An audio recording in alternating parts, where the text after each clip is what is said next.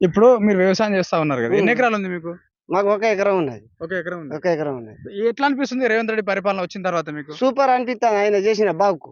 ఆ, ఏం చేయాలి? ఉమ్, రైతు బంధు ఇస్తా ఉన్నాం, రైతు బంధు లేదు. ఉమ్, కౌలుకు చేసేటానికి 5,000 ఇస్తా ఉన్నాడు, 5,000 లేదు, 5 రూపాయలు లేదు. ఉమ్, ఇంతవరకు ఇక వస్తాయి పోతాయి చేస్తా అని అంటాను. ఉమ్, ఇక మరి 6 గ్యారెంటీ ఎట్టు పోయినాయో ఉమ్, ఆయన చేసిన పని ఏందో. ఉమ్. ఎక్కంగానే 13వ తారీఖు 15వ తారీఖు 9వ తారీఖు, డిసెంబర్ 9వ తారీఖు. డిసెంబర్ 9వ తారీఖు నాడే రారి కాగితాలు పట్టుకొని ఎమ్మటే తీసుకొని పోరే అన్నాడు. ఏది ఇంతవరకు ఏం లేదు. ఇదే చిప్పగతి కుక్క బతాం ఏం చేద్దాం మరి ఆయనకి. గత ప్రభుత్వం ఏ విధంగా ఉండే?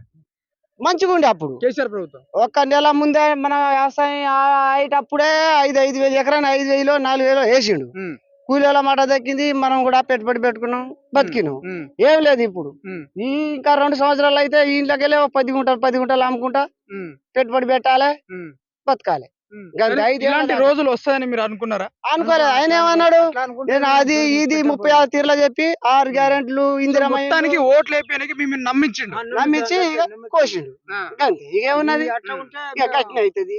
5 ఏళ్ల దాకా ఇక గట్టిన బద్దాం, బతే బద్దాం, పోతే పోదాం చూద్దాం. ఉమ్, 5 ఏళ్ళు ఉమ్, తర్వాత ఇక మన ఇష్టం ఉన్నకెళ్ళి మనం బద్దాం. ఆయన ఉమ్, ఎప్పటికి ఎలాగాలం ఆయన సాధిండా, ఉమ్, ఆయన దేశాల్లో ముంచుకుంటా వచ్చిండు. ఉమ్, లాస్ట్ కు మనం ముంచుతానికి వచ్చిండు. ఉమ్, ఇంకేమున్నది ఉమ్, అయితే ఉమ్. గట్టిన. ఇప్పుడు 2,500 మహిళలకు ఇస్తా అని చెప్పిండు, అదొకటి.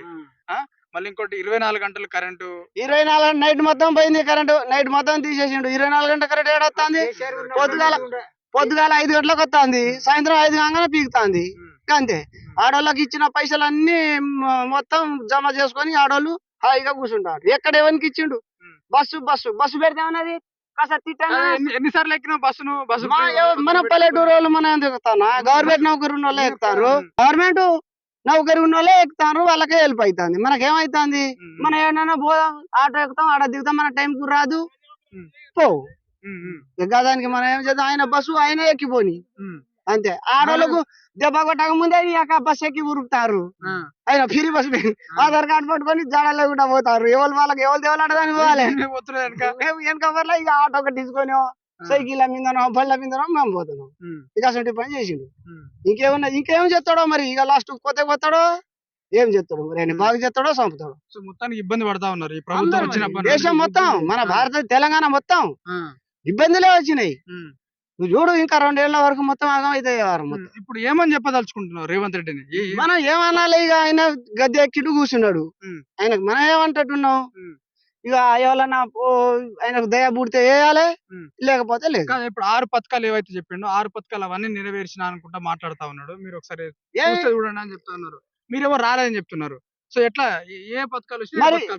ఏ మండలంలో పోదాం, ఏ ఆఫీస్ లో పోదాం, ఎక్కడ ఎవరికి ఏమి ఇచ్చిండో అన్ని చూపెట్టు. మనం ఫోన్ లో కూడా చూపెట్టాలి కదా మనకు. మీకు ఇచ్చిన ఇల్లు ఇచ్చిన, ఆడోళ్ళకు రైతు ఇది 2,500 ఇచ్చిన, ఒక బస్ ఫ్రీ పాసు, అది ఒకటి చేసిండు.